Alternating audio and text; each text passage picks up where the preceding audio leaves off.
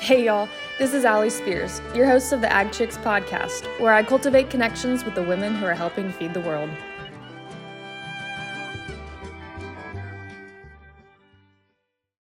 This episode of Ag Chicks is brought to you by Barn Owl.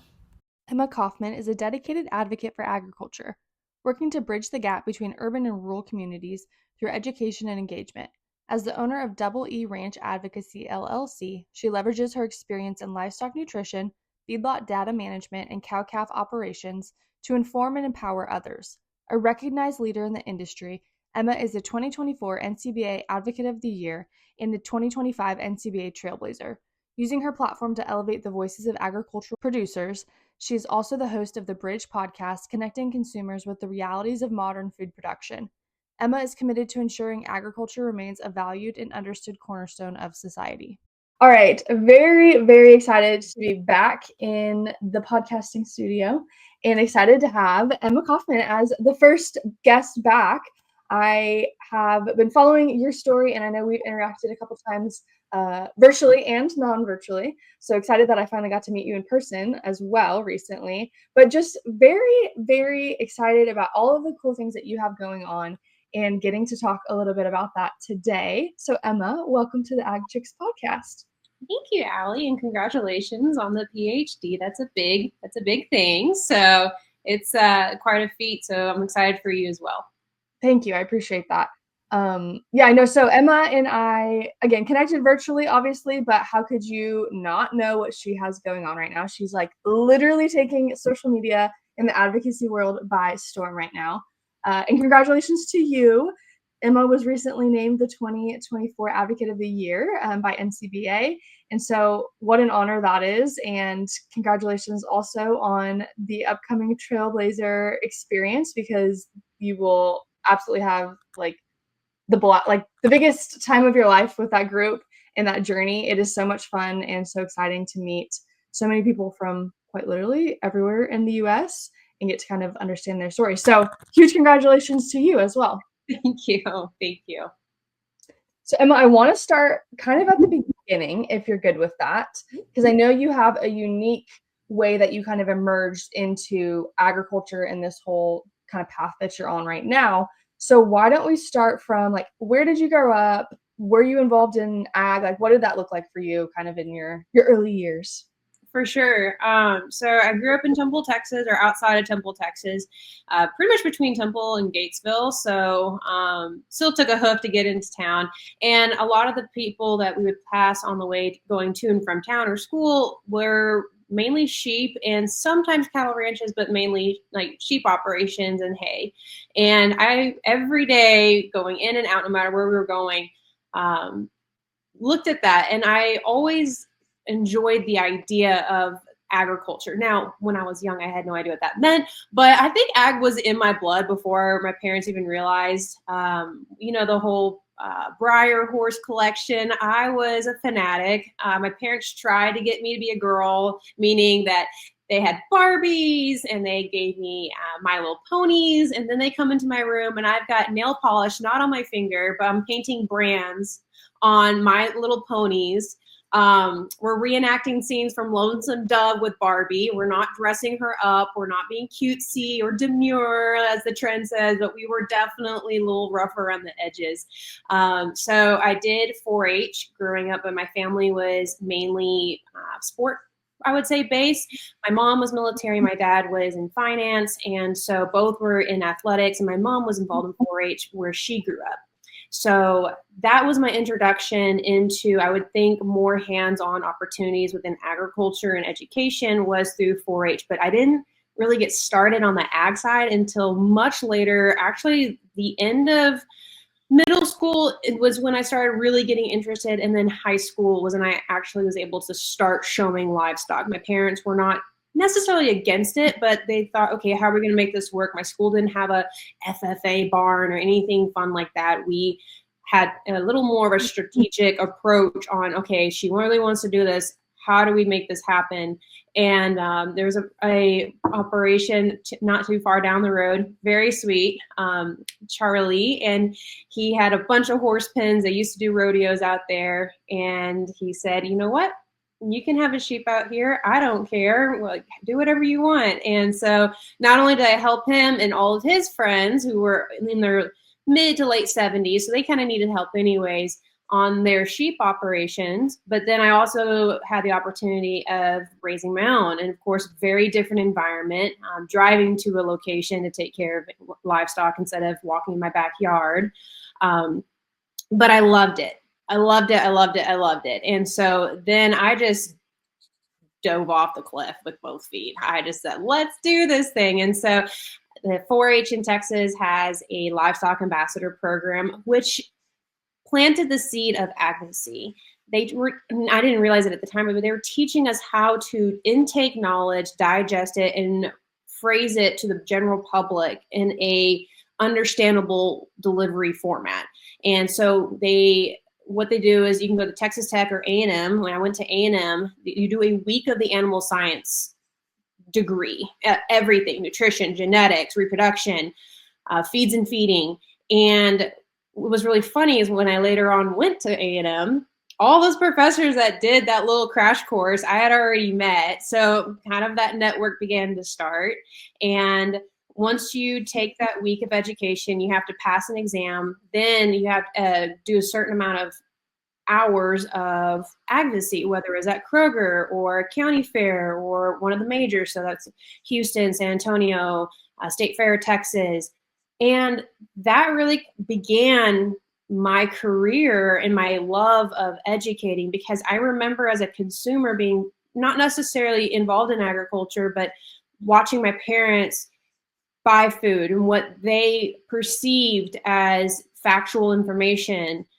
And I realized that there's a huge communication gap between urban and rural communities. I mean, massive. And unfortunately, a lot of activist groups and maybe organizations that don't have the best intentions of production agriculture, they use that emotion as a way to deliver their message and convince consumers to make certain purchasing decisions.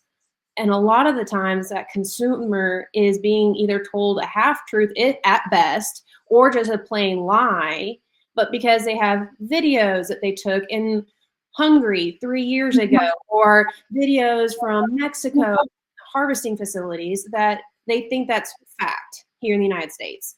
And it really bothered me. And I remember I was like, I want to be able to be an education platform of agriculture to consumers like me who did not grow up in an ag background. How do you take a very complex subject like fetal programming and deliver it into bite-sized, easy to understand chunks? And so I did that through my collegiate career, and I did that through my professional career with corporate, not really realizing that, yeah, I was a nutritionist and a nutrition sales consultant with a company, and I was educating my producers, but really, even though I was doing my job, my passion was the education side. Then I moved back to Texas and I took a job with feed yard data management, which is really where Double E kind of started. And I was, helping service these smaller to mid-sized feed yards, but that was through education. And I was so passionate about that. It never left, it never went away. So no matter what job career I went into, that advocacy just was always on my mind. And when the opportunity came to take it full time, I prayed a lot about it. And I definitely felt like God was guiding me in that direction. And I took this full time in November of 2024. And already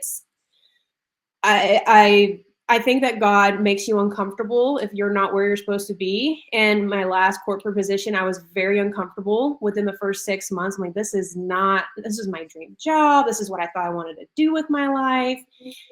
And if there's anything I wish people take away is that if you feel that uncomfort, and maybe it is time for a change. And I was like, God, you know what? I am a little, conservative when it comes to taking risks.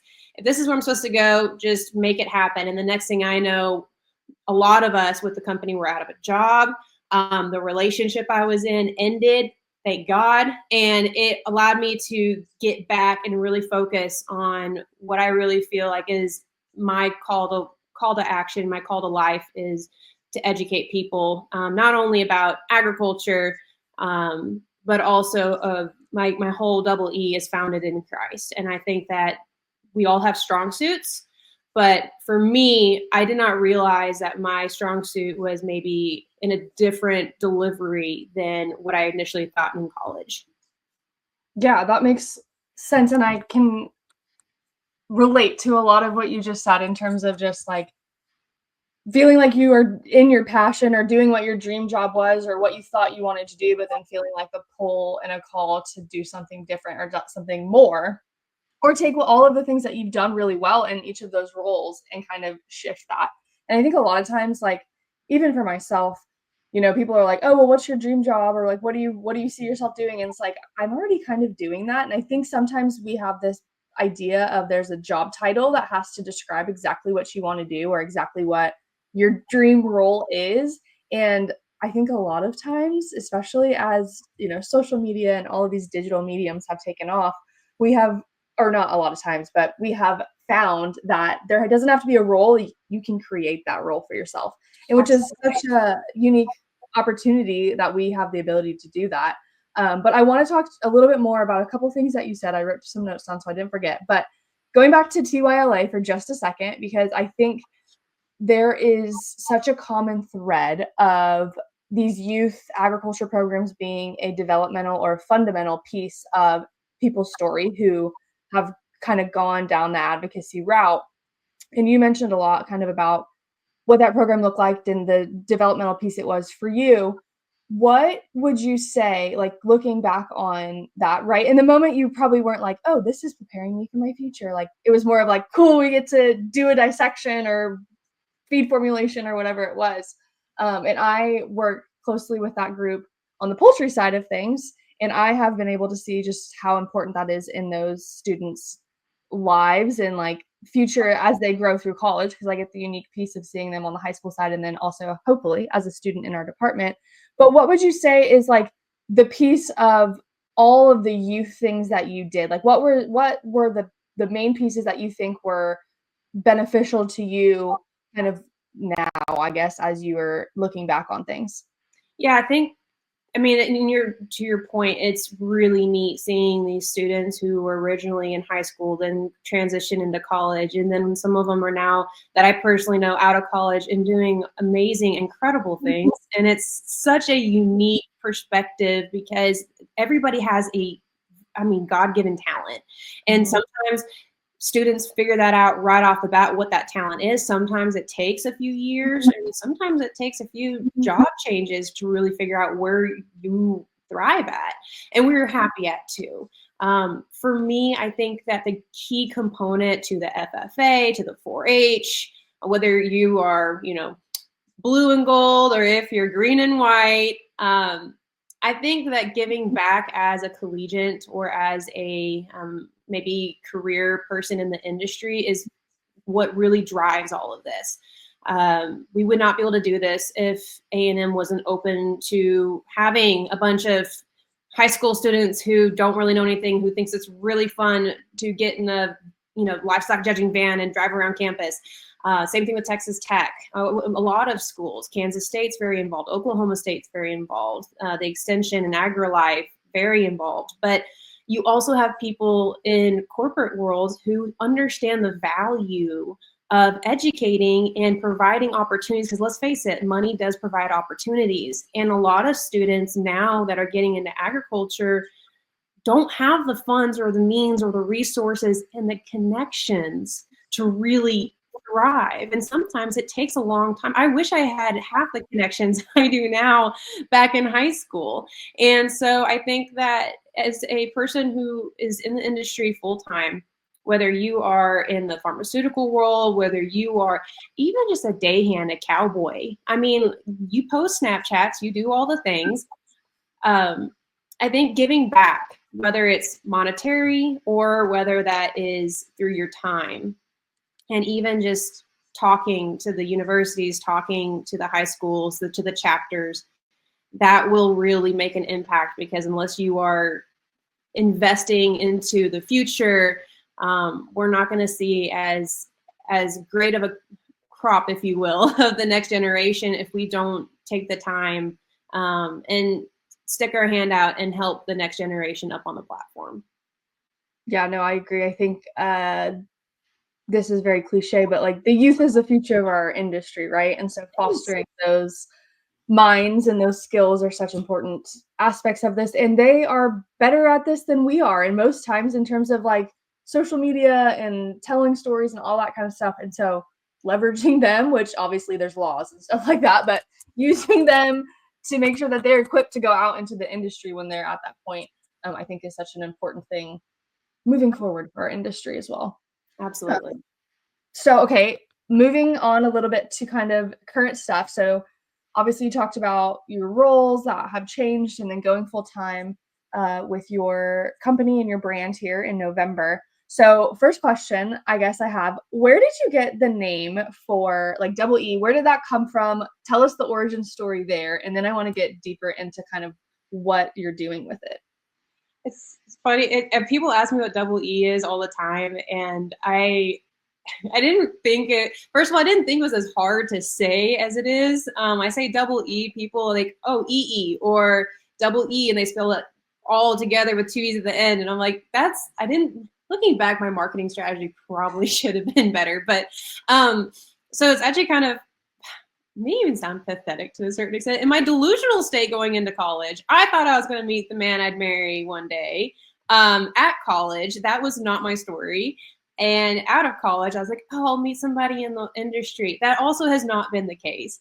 And so, again, in my delusional state, thinking I would meet somebody relatively soon, the reason Double E came about is that my first name and my middle name both start with E. And I didn't want to do EC or something that relied heavily on my last initial because, again, Delulu Emma thought that we were going to be married and have a different last name. So that's where Double E came from. It's my first initial and my middle initial. Trying to get two E's to look cool is a lot more difficult than I originally thought. So that's where Double E came from. And it's Double E Ranch Advocacy because not only are we involved in the livestock sector, either on investment side or ownership of livestock, especially equine, and then partnering in with different cattle, but for tax-wise, it makes the most sense. And then when I started doing Advocacy, I was like, okay, like I gotta make this legit LLC. Let's just throw Advocacy because Double E Ranch was already taken.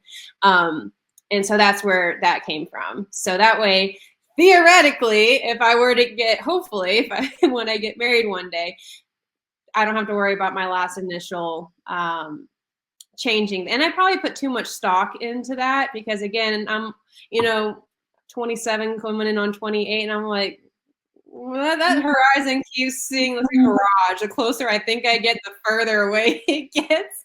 But and I think that also, I think there's a lesson we learned there is you can't really depend on what you think is going to happen. What I pictured in my head of what my life would look like at this age is vastly different than what it is in reality.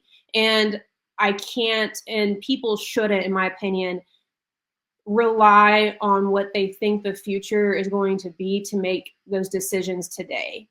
And whether that's relationship, whether that's family development, whether that's even living. I think a lot of people get scared of moving around and taking an opportunity, especially as a first generation. You got to move. You got to go out, see the world, see different parts of the U.S., because there's more opportunities there, but also it really gets you exposed and it highly impacts not only your what we call well-roundedness, but also your ability to connect the dots within the industry. And I think that's my career has gone from nutrition to feed yard to running a cow-calf operation to then doing elite IVF, genetics. And because I had a foot in each of those industries, I understand how it all connects and what would work and maybe not work. So anyway, but yeah, that's where Double E came from. It's not like family brand, but I wanted something that I could brand cattle, brand my horses with. I could easily draw, because I am not an artist, draw out on a piece of paper, or I don't know. It's just, I doodle, even though I suck at drawing. That's where double E came from. So yeah. Love it. Okay. I've been dying to ask you that because I was like, obviously, last name is not an E. So I got it. It all makes sense now. And also, I think your piece about having a plan and then being, I don't know if flexible is the right word, because I personally have a very hard time being flexible with the plan that I have come up with in my head. But as I've gotten older and things have evolved in directions I didn't think were going to happen, I think I've gotten better at it. Mm-hmm. But it also kind of makes me think of that phrase, and I'm going to mess it up. What is it? Have a plan and watch God laugh, or something like that, to where he changes it completely, right? I am so excited to now be working with Ag Gear, a brand that is more than just clothing, it's a true partner in the field. Ag Gear understands the hard work and dedication that farmers and ranchers put in every day because they share the same values. The team behind Ag Gear is composed of hardworking Americans who appreciate the grit and determination it takes to keep agriculture thriving. That's why their clothing is purpose-built, crafted from advanced fabrics to withstand the long days and tough conditions that come with the job. From breathable gear for the summer to durable jackets for the winter, Ag Gear designs apparel that supports and protects those who feed the nation. Listeners can take advantage of a very special offer by using AgChicks at checkout to receive money back off your order. Again, that code is AgChicks at checkout. One thing that is certain in life is that nothing is certain, especially if you're involved in agriculture. So when Barn Owl Tech reached out telling me about their cameras and how they provided peace of mind and being able to watch constantly about what's going on at the property, it unlocked my stalker mode 1,000%, and I was like, yes, sign me up. Let's do this. Their cameras have been an absolute game changer when it comes to watching the cows, obviously. I love to know what they're doing all day, but also being able to understand if we have predators that we aren't aware of, keeping an eye on things when maybe I'm out of town, or just understanding that everyone's getting the right amount of water in the summertime heat. Yeah, 100%. And that's something that I realized, that people are like, oh, what's your plan in the next 5 to 10 years? And I'm like, well, every time I have a plan in place, God tends to pull a 180 on me. So I think, yes, being flexible, and I think being open to change. And that's hard. I'm very much a planner. I want things to churn out the way I envision them to. And a lot of the times, because I'm so focused on what I want the outcome to be, it actually delays my initiation or my start date. So I end up pushing things off instead of just, it's not going to be perfect right off the bat. I don't know why, again, delusional Emma thinks it's going to be perfect right off the bat. Making mistakes will allow you to grow. Being able to take hard life lessons is what adds to your maturity, but again, also will add to your ability to make better discernment in your life. So Yeah, absolutely. Could not agree with that more. Need to take that advice right now, I think, on some things. don't we all?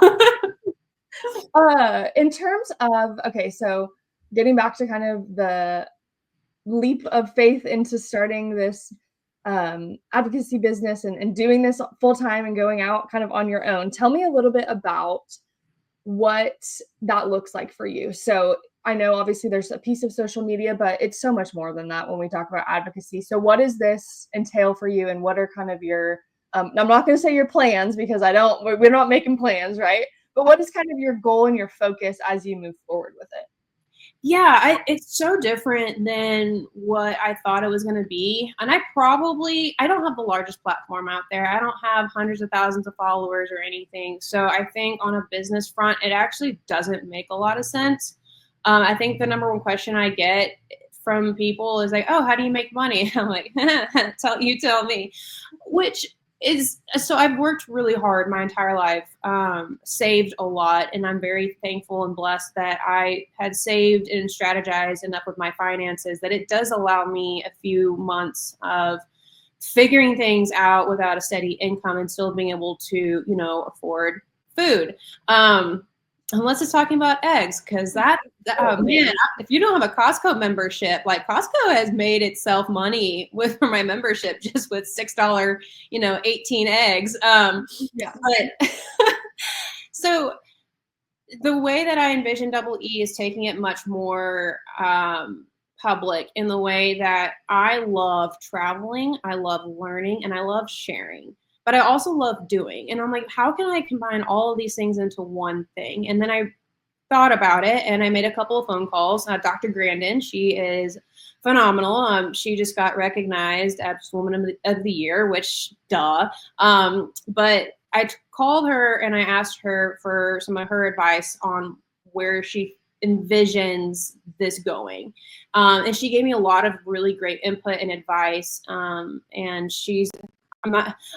I'm going to call her my advisor. Like she's really helped me out in a lot of different ways on how to tap into different age groups and different markets. But what vision I had was, let's get rid of the podcast studio. Like, no offense, Joe Rogan, that's great. But like when we're talking about specific things, there's a reason why they have to Google an image and pull it up and show the audience if you're watching it on YouTube.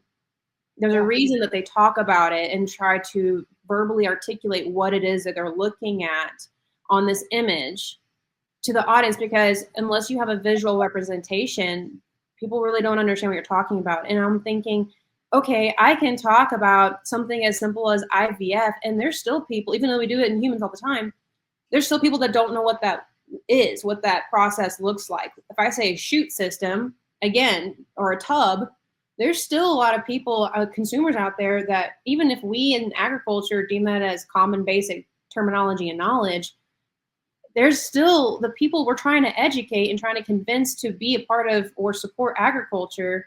They're not growing up in, I mean, that's the market we're trying to tap into. So we got to bring down that terminology level for people who are just entering into learning about their food. And I think right now is a great time to get into advocacy space, because people actually care about where their food comes from. They're willing to spend a little more money if they trust the source, which is why the farm to table operations are booming right now. It's because people can associate a face with a producer now. And that pendulum swung so far out where we were so worried about price and convenience that we sacrificed quality. Mm-hmm. Now I feel like that pendulum is starting to come back. And so throughout my professional experience, I have been able to see a lot of different kinds of operations, big fancy ones that have been around for hundreds of years to the first generation. Hey, we've got 20 acres. We're trying to make the most of it. Or, hey, we've got 200,000 acres. How can we utilize different programs and have a diversified income with our operation? And so what I want to do is bring a visual element out into the field. So very much dirty jobs, micro style.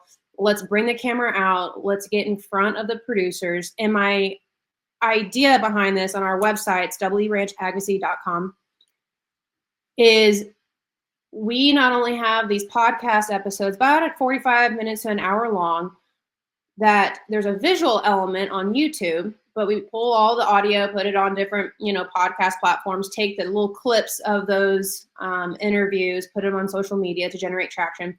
But we have an interactive map. So everywhere we go, we will put a pin drop, and it has that producer's information, whether it's their website, whether it's a Facebook page, or their direct contact information, whatever that producer is okay with, or manufacturing or distribution, because there's so much that goes into your food and fiber beyond the cow and the cotton fields.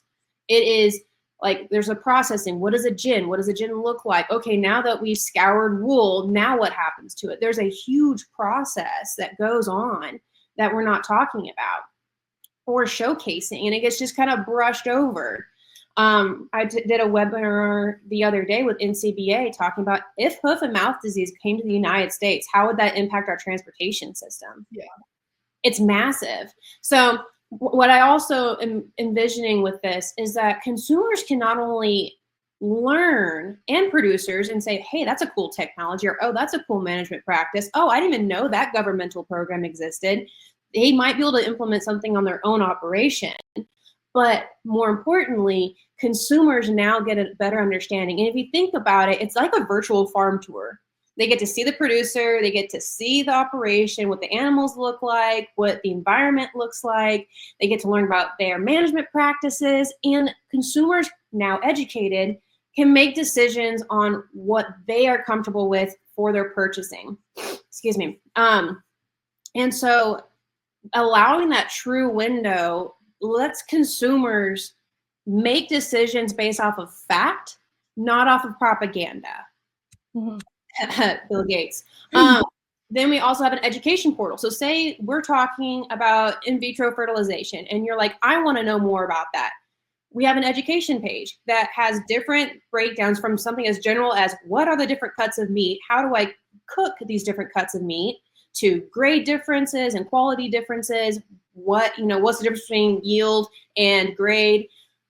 Things from the basic animal science level to as intricate as fetal programming, IVF, using multi-sire sperm on AI, things like that.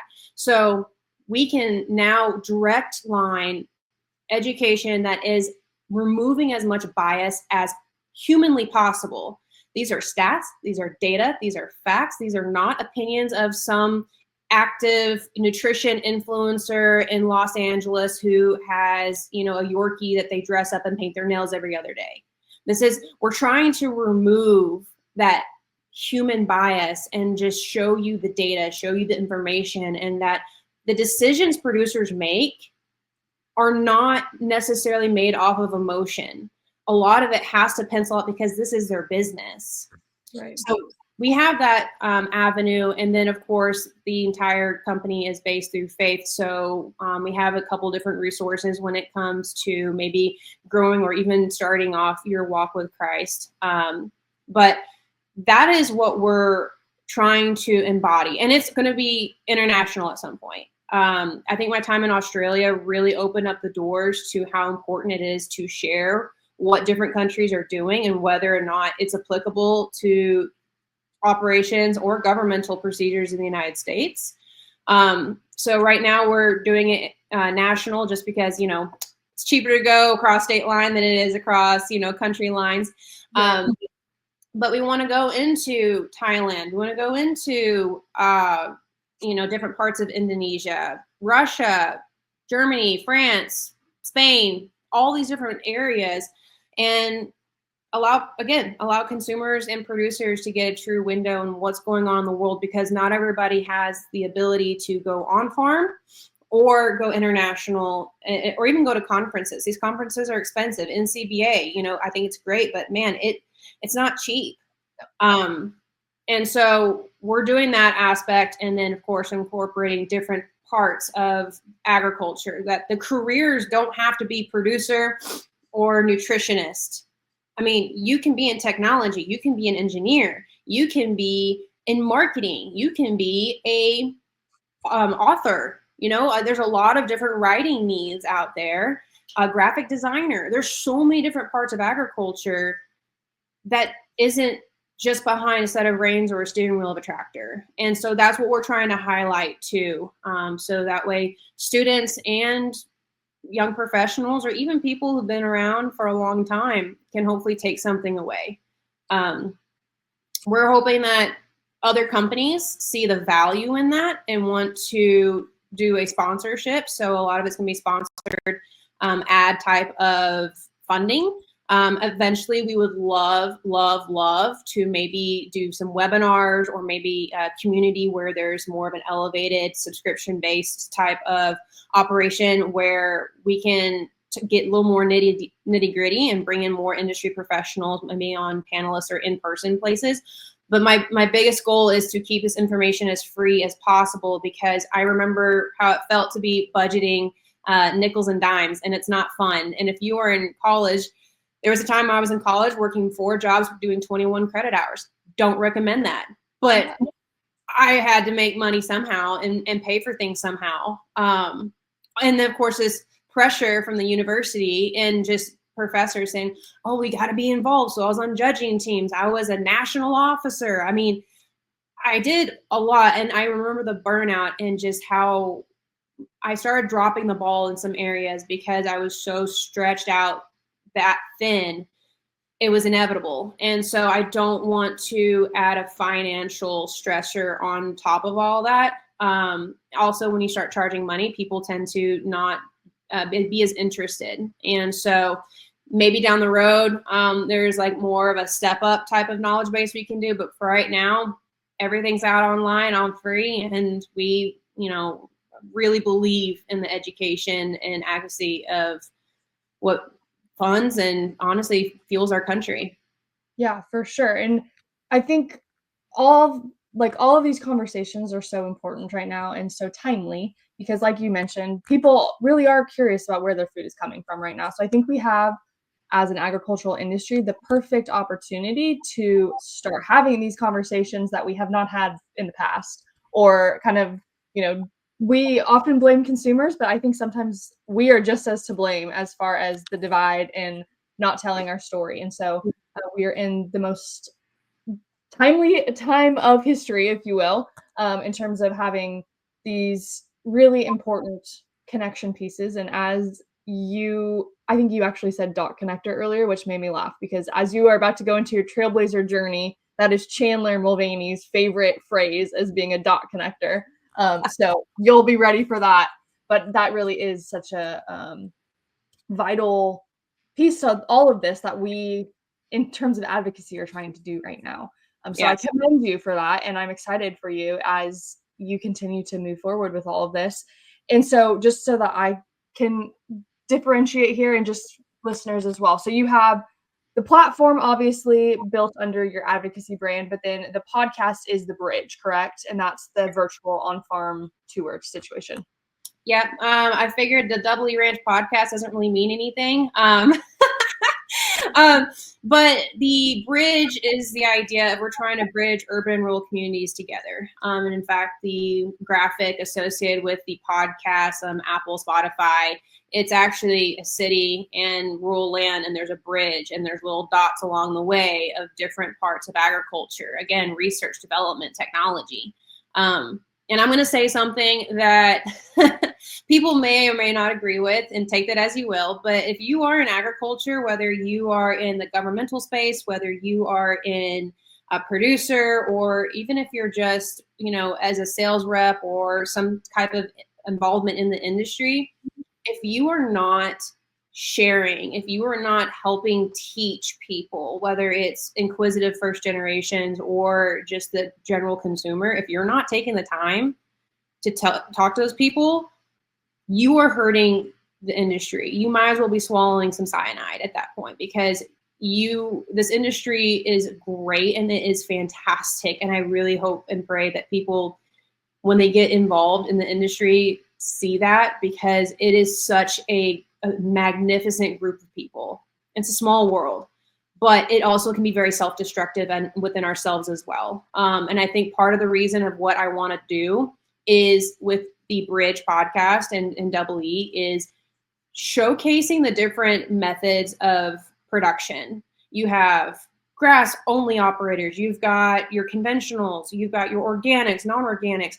And the problem that I see within the industry is we're all trying to fight over the same consumers, that we're hurting ourselves and each other, especially when you start spreading misinformation to consumers in order to sell your product.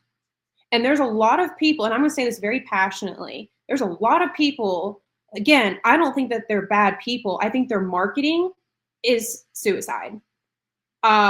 Within the industry, because what you're doing is you're scaring these consumers who are very naive, who are very ignorant to a lot of the information that we know within the community. How dare you go in there and scare consumers into buying your product just so you can sell your product? And I'm going to say, and I've said this on a podcast and I will say it again, if you are deliberately spreading half-truths or misinformation in order to sell your product, you are no better than an animal rights activist group. And I firmly believe that. I think that whether you have different methods of operations is great. Whatever works for your operation, fantastic. Go for it. That's your prerogative. Like, do whatever you want to do. But don't start spreading lies about other methods of operations, especially when you know that it's not true.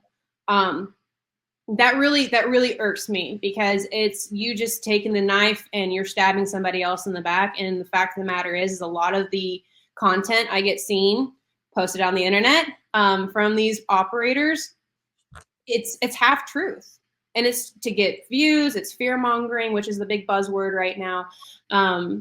But yeah, we're trying to connect the dots. We're not trying to lead people astray into thinking that organic farming is the only way to sustainable food production. That's not the case. Actually, I would argue the opposite. Right.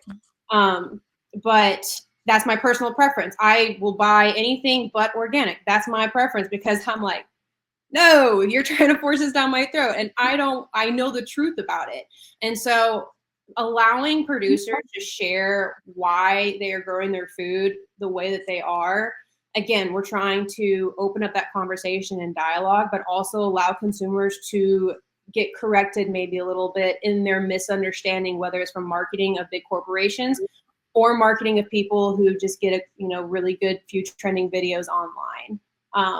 And I think that's part of advocacy, is being honest and transparent and doing your research.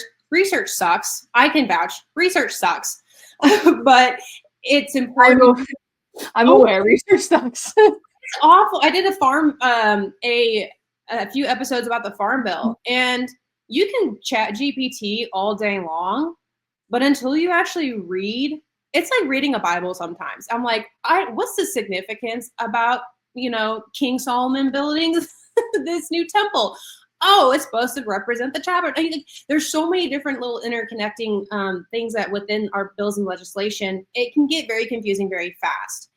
But if you're going to speak on something, let's be a little more honest about your level of knowledge, whether you're just beginning your research or whether you read a trending article by the Washington Post. Like there's two 529-page bill from the Farm Bill, maybe 6 passages of the Washington Post. Yeah. But I want to go back real quick to something you just said, because I agree with it, but I also think there's a bigger conversation there. So kind of your piece about how in agriculture, people are using the fear tactics to put down other pieces of the industry. And I totally agree. And this was actually something that came up in my research for my dissertation quite a bit, when I was talking to influencers and kind of, agriculture as a whole on tactics and challenges and all those things. And one thing that became apparent to me, and I knew this in the back of my mind, but I hadn't really sat with the information like I had to, is I think a lot of times, me personally as well, I'm so focused on how do we connect with consumers? How do we get to them? How do we get to that audience? But I also think while we do that, we also have to connect with each other, because I am not an expert in feedlot or nutrition or any of those things. And so personally, right, I have made it a goal to hopefully not say anything negative or misleading about other sectors of the industry that I don't know about. But I don't know if, as a whole, I don't think we have that approach or that thought behind things. And so I think that's where a lot of times this whole fear tactic thing comes from, is I think there's two sides of it, right? I think there's people who are intentionally doing it. And then I think there's people who are unknowingly doing it as well, just because they purely are not educated in whatever that may be. And so I think there's a lot of this is not a one solution to this problem, right? There's so many different ways to attack this beast of advocacy. And so I think it's important that each of us have our own way of doing it to hopefully continue to kind of chip away at the bigger connection piece of being connected as an industry, so that therefore we can show consumers what the reality of our industry is. For sure. And isn't that the beauty of technology, though? I mean, I think technology is a double-edged sword. You can use it for good or you can use it for evil. And sometimes there's unforeseen consequences for certain decisions or words you make online. I never thought that people could get so up in arms about lack of transition words, or, I did ag across the globe type of deal. And I was like, oh, jumping over to Europe, and then I transitioned over into Asia, and people I'm like, okay, geography experts, I'm sorry. I understand that there's a difference between China and, Spain. I understand there's a, landmass difference here, but thank you for enforcing that. But I will say that technology has connected us in a way that we've never seen before. And you have the ability to reach out to people And so I think that that's where my idea of going out in the field and traveling to different areas, because what works in Virginia does not work in Texas. What works in Washington does not work in Florida. And just because what works in your operation doesn't mean it's a hard, fast, steady fact either. Right. And I think that we need to understand that there's a difference between animal science and then the application of different animal science technologies and methods of operation. And so that's what we're trying to accomplish, right, with the bridge, is bringing in those people who are experts in their field, because I know jack crap about beet farming. Like, I don't know. I talked to the guy that is with Corona and Modelo. Well, Yeah. one of the largest glass manufacturers in the world. Didn't know that. And then he was talking about when beer expires, how they have to control that. And I thought, I would have never, I mean, did you contact your local fraternity, first of all? Second of all, there's so many different ways that the USDA and APHIS play hand in hand, the whole Horse Protection Act. I had to learn so much more about Tennessee walkers than I ever cared to, just to understand what was going on. And so you're not going to be an expert about everything. And the day that you do is the day you think that you do is the day that I'm no longer going to put faith in what you say. And I think a lot of people pretend to be experts in their field. I'll never claim to be an expert about anything, because to be honest with you, I'm learning all the time, and you have to. And so, to your point exactly, even if I accidentally say something that may not be a complete fact, my job as an advocate is to recognize that, then address it and talk about it and maybe learn more about it, or bring somebody else in. And again, that technology, we're connected more now than ever, but now we got to get people to put down the phone and actually be willing to have conversations. But producers love to be asked questions. That's what your local extension office is for. Even if you're not in production agriculture, talk to your local extension agent. Be like, hey, I want to learn more about this. Or, hey, I want to buy half a cow. Who are people in my area that I can go to their place right now and talk to? And they're like, oh, so-and-so 4 miles away. So opening up those resources too. And I love that you talked about that. Yeah, no, for sure. I think this is definitely, it takes a village, right? We can't designate one person. Yeah. We all have to be on board. And so I think everything you're doing is great, and it's helping to move the needle forward for all of us. So, excuse me, goodness. I commend you on that, because that's not easy to be the face of that. And so you're killing it, quite literally. And I am excited to watch you to continue to do that, because I know you will. But as we kind of wrap up, Emma, I would love to know what advice maybe you might have for somebody who's kind of exploring this idea of advocacy, or wanting to get involved in agriculture on not necessarily the production side, but more of this like conversation side of agriculture. Yeah. Oh, that's a great question. So much advice. I would say, that's actually a hard question to pick one thing. Because typically I would say, oh, just do it. Stop thinking about it and just do it. But I really think that depending on what avenue you want to go down will depend on what conversations you talk about. But I would say that taking the time to understand what you're speaking about is going to be the most important, because again, going back to my very aggressive association of animal rights activists, if you were talking out of emotion and not out of facts and data, then you're no better. And I think we really need to take a hard look at ourselves and think, and there's plenty of times that I've wanted to clap back in the comments so bad. I clap back verbally as I'm reading the comments, but I don't actually say anything. But you're going to get a lot of negativity. And when you strike a nerve, you're going to get some hate. And I've received a lot of threats on my life, on my career. Like, the world is a nasty place, but it also is a very beautiful place if you let it. So don't let the negativity get you down, but definitely be well versed on at least the basics, and then ask questions to people who are experts in that field. Yep. No, I would agree with the knowing your stuff, because they're gonna find the hole in it. That's for sure. And that's the thing too. Don't get hung up on things. If someone, there's only so much information you can put into a 90 to a minute to a 90-second clip. People are gonna poke holes on it all the time. It doesn't matter. A hater's gonna hate, and I've never realized how true that is until I started doing more and more of this. It doesn't matter. You could say something perfectly, cover every single word, pronounce. People get mad at my pronunciation of things. It's like okay. Yeah, I think I did a commercial for a clothing company, and I said appropriation, and people are like, I was like, okay, just people are going to poke holes, but you know what? Most of those people, if you look at their accounts, they're not posting at all.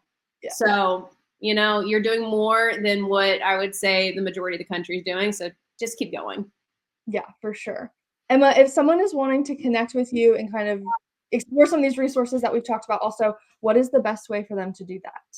Yep. So the best way of communication is to go on our website, EEranchadvocacy.com. There is a page where it's a contact page, and you can submit a request to whatever it is, whether it's information or conversation, whatever it is that you want. That's the best way. DMs have gotten filtered pretty heavily, and we're pretty full at this point.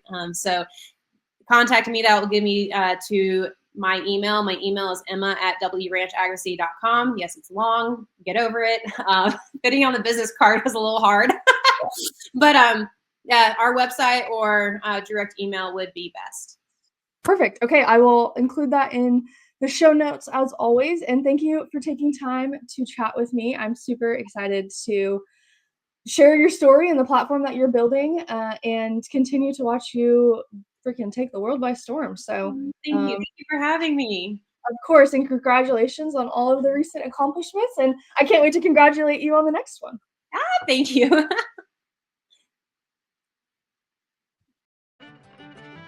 Thanks so much for tuning into this episode of Ag Chicks. Don't forget to follow along on social media @AgChicks for more agricultural related content, and also be sure to check out your favorite podcast gear from www.agchicks.net. We'll see you next time.